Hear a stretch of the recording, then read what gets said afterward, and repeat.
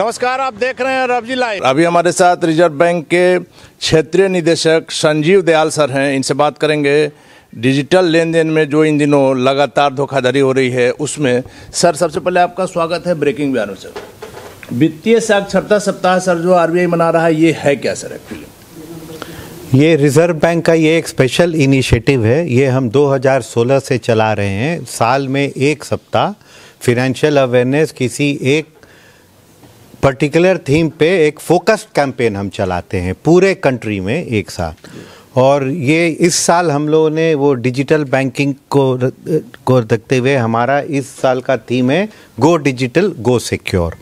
इसमें जितने हमारे स्टेक होल्डर्स हैं सबके साथ हम मिल के ये डिजिटल ट्रांजैक्शन के क्या फ़ायदे हैं, कैसे करते हैं, क्या सेफगार्ड करना है, इसका हम पोस्टर के थ्रू, ऑडियो विजुअल्स के थ्रू हम पूरे देश में इसको प्रमोट कर रहे हैं। सर, सरल शब्दों में आप बताएं कि डिजिटल बैंकिंग है क्या?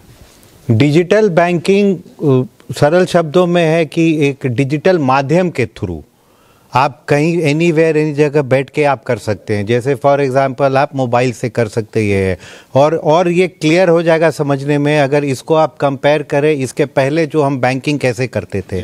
अगर हमको पैसा निकालना है या पैसा जमा करना है तो हमारा अकाउंट होता था, हमको किसी ब्रांच पे जाना पड़ता था, वहाँ पे चेक के माध्यम से निकालते थे। यहाँ ये आपको अपने घर से भी, चाहे अगर आपके पास नेट कनेक्शन हो तो अपने घर से आपके पास एक सिंपल कोई गैजेट हो, एक मोबाइल हो, लैपटॉप हो, टैबलेट हो, आप करते हैं। लेकिन सर, जिनके पास ये सब ना हो, क्योंकि आप आज भी मानेंगे कि जो गरीबी का स्तर है खास करके बिहार में सर, तो कई लोगों के पास स्मार्टफोन भी नहीं है। वैसी स्थिति में क्या होगा? क्योंकि खाता तो करीब करीब आप समझिए कि सभी लोगों का है। नहीं, ये फैक्ट से हमारे देश के इकोनॉमिक प्लानर्स और आरबीआई का टॉप मैनेजमेंट भी इस बात से वो अवेयर है। और हम ऑफलाइन मोड में भी डिजिटल रिटेल ट्रांजैक्शन 2000 रुपये तक हो जाए, मतलब उसके लिए स्मार्टफोन की नहीं ज़रूरत है, फीचर फ़ोन, उस पर भी हम काम कर रहे हैं। और मैं ये बताना चाहूँगा कि अभी भी लिमिटेड वे में अवेलेबल है ना, *99#, वो सुविधा करके स्मार्ट फीचर फ़ोन के थ्रू भी हम कर सकते हैं। हमने कम मूल्य के लेन देन करने के लिए यूपीआई के उपयोग में भारी वृद्धि देखी है सर। इस संबंध में यूपीआई क्या है, इस पर सर प्रकाश। अच्छा, यूपीआई तो एक ये है कि इंडिजिनस होम ग्रोन ऐप है, यूनाइटेड पेमेंट इंटरफेस। ये क्या है ना, ये बहुत सिंपल है। उसके लिए आपको एक अकाउंट नंबर और एक फ़ोन होना चाहिए। उससे अगर आप कनेक्ट कर लेते हैं तो बस आप अपने मोबाइल के थ्रू कर सकते हैं। बढ़ती हुई डिजिटल सेवाओं में ग्राहक और अर्थव्यवस्था को कैसे लाभ हुआ सर? ग्राहक को लाभ ऐसे हुआ कि उसके ऐप ऑप्शंस बढ़ गए हैं ना, ऑप्शंस बढ़ गए हैं पेमेंट करने का, सामान खरीदने का। पहले फिर क्या था कि आपको किसी शॉप में जाना पड़ेगा। अभी ई कॉमर्स है, डिजिटल है, आप घर में बैठे बैठे अमेरिका से कहीं से भी सामान खरीद सकते हैं। तो ये कंज्यूमर का लाभ है। रीच बढ़ गया और पेमेंट करने के ऑप्शंस बढ़ गए। पहले हमको ड्राफ्ट बनाना पड़ता था। ये तो कंज्यूमर पॉइंट ऑफ व्यू से। अर्थव्यवस्था को फ़ायदा है कि जब हम डिजिटल करते हैं तो एक ट्रांजैक्शनल हिस्ट्री बन रहा है, मतलब जो यूज़ कर रहा है, यूज़र में वो बायर है, सेलर भी है। तो इससे हमारा इकॉनमी जो इनफॉर्मल है जो वो फॉर्मलाइज होगा, सब चीज़ का डेटा बन रहा है। उसे भी यूज़र का, खास करके जो छोटे रिटेल ट्रेडर्स हैं उनका एक बिजनेस का हिस्ट्री बन रहा है, उनका एक क्रेडिट हिस्ट्री बन रहा है। वो भविष्य में उसके बेसिस पे उनको फॉर्मल फिनेंशियल सिस्टम से जुड़ने में मदद कर सकता है, क्योंकि उनका एक क्रेडिट हिस्ट्री बन रहा है कि वो उनका इतना बिजनेस का वॉल्यूम है, इतना ट्रांजैक्शन है, वो ईयरली बेसिस पे ये है, डेली बेसिस पे ये है। सो हमको लगता है डिजिटल प्रणाली से देश की अर्थव्यवस्था को भी बहुत फायदा है। सर, बहुत फायदा तो है, इसमें कहीं कोई शक नहीं है। लेकिन एक चीज़ आपको मानना होगा सर कि धोखाधड़ी के केस भी उसी अनुपात में बढ़ रहे हैं।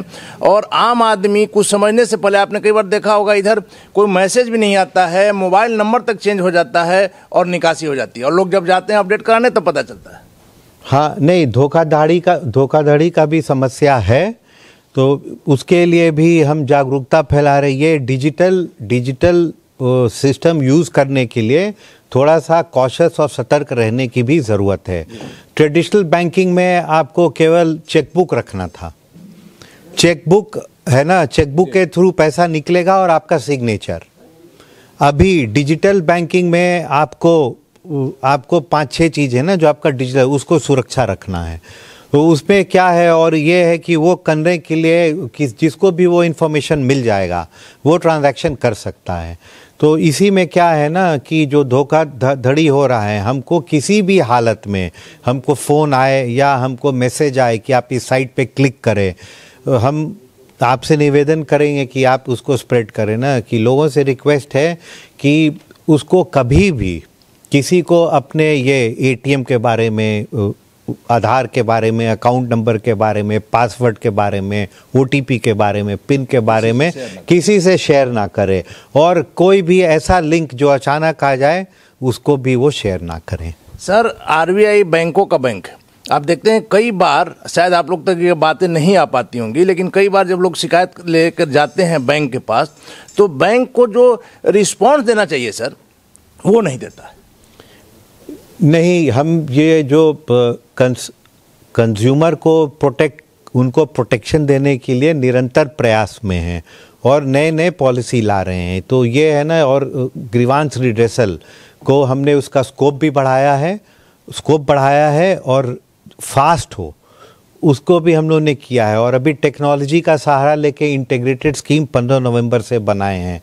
और फिर हम ये करेंगे कि आप ये कंप्लेन करना है ना, वो आपका राइट है। वो बैंक का काम है सर्विस प्रोवाइड करना। आपके जो बैंकिंग नीड है, चाहे वो मतलब आपका फ्रॉड हो गया, या फिर पासबुक अपडेट नहीं करता, या समय पे पेमेंट नहीं देता, या आप अगर लोन लेते हैं तो आपको वो लोन का है ना, लोन का offer letter, rate of interest है, या आपने ईएमआई दिया, आपके हिसाब से ज़्यादा पैसा कट गया, तो ये सब पे आप कंप्लेन करें। कंप्लेन करने रिड्रेसल का एक फॉर्मल सिस्टम है, आप करें। और अगर इसी के लिए हमारा लोकपाल स्कीम है, वो वही है कि पहले आपको बैंक को कंप्लेन करना है। अगर बैंक आपका समय पे या बैंक के निवारण से है ना आप संतुष्ट नहीं हैं, तो आप रिजर्व बैंक में। बैंकिंग लोकपाल के पास सर आम आदमी कैसे शिकायत करेगा? हाँ, वो बहुत सिंपल है। आजकल तो हमारा ऐप है ना, साइट पे जाके आप कर दीजिए, ईमेल के माध्यम से कर दीजिए, और नहीं तो फिर आप लेटर लिख दीजिए। एड्रेस हर जगह डिस्प्लेड है। कई बार सर छोटे छोटे दुकानों पर खरीदारी करने पर हमें नगद भुगतान करना पड़ता है, वैसी स्थिति में क्या करें सर? नहीं, अभी तो ये डिजिटाइजेशन है, हमारा प्रयास है लेस कैश की ओर ना। टोटल कैश तो एलिमिनेट अभी करना मुश्किल है, लेस कैश की ओर कर रहे हैं। और उनको भी क्या है ना, छोटे दुकानदार को कन्वीनियंट हो। पहले क्या था ना, छोटे दुकानदार डिजिटल करने के लिए उनको पॉस लगाना पड़ता था, तो वो मशीन था, उसके कुछ चार्जेस थे, कुछ एक्सपेंस करना पड़ता था। तो अब उसके विकल्प में क्यूआर कोड आ गया, यूपीआई आ गया, ये सब आ गया है जो अब ईजी है। सर, आखिरी सवाल ये है कि बैंकिंग के संबंध में कोई भी समापन टिप्पणी आप बिहार के लोगों से क्या कहना चाहिए? हम बिहार के जनता से ये अनुरोध करेंगे कि डिजिटल बैंकिंग का उपयोग करें। वो बहुत सरल है, सहज है, डरने की बात नहीं है। But at the same time थोड़ा सा ये है कि सतर्क रहना जरूरी है, किसी के प्रलोभन में ना आए, बहकावा में ना आए, कभी लॉटरी के चक्कर में नहीं आए। अगर कोई भी फ़ोन करे, बोले जो उनसे उनका जो है ना एटीएम का नंबर मांगे, अकाउंट का नंबर, निजी जो फिनेंशियल है, ओटीएम है, पिन है, कभी भी नहीं दें। बैंक कभी नहीं पूछेगा, बैंक फ़ोन पे नहीं पूछेगा, ये सबको समझना बहुत ज़रूरी है। अगर ऐसा हो तो वो बैंक को धन्यवाद दें, बोले ठीक है हम ब्रांच में आके मिल लेंगे। अगर हम इतना सतर्क रहेंगे तो बच सकते हैं। और उसके बावजूद भी अगर हुआ, उनको लगता है धोखाधड़ी हुआ, तो वो जल्द से जल्द बैंक में शिकायत करें और एफआईआर भी करें। धन्यवाद सर। तो ये थे हमारे साथ रिजर्व बैंक के क्षेत्रीय निदेशक श्री संजीव दयाल सर। आपको इनकी बातों से निश्चित ही फायदा हुआ होगा। अगर आप इस पर अमल करते हैं तो आप धोखाधड़ी से भी बच सकते हैं। आप देख रहे हैं रवजी लाइव, खबरों का सिलसिला जारी है। आप बने रहें रवजी लाइव के साथ।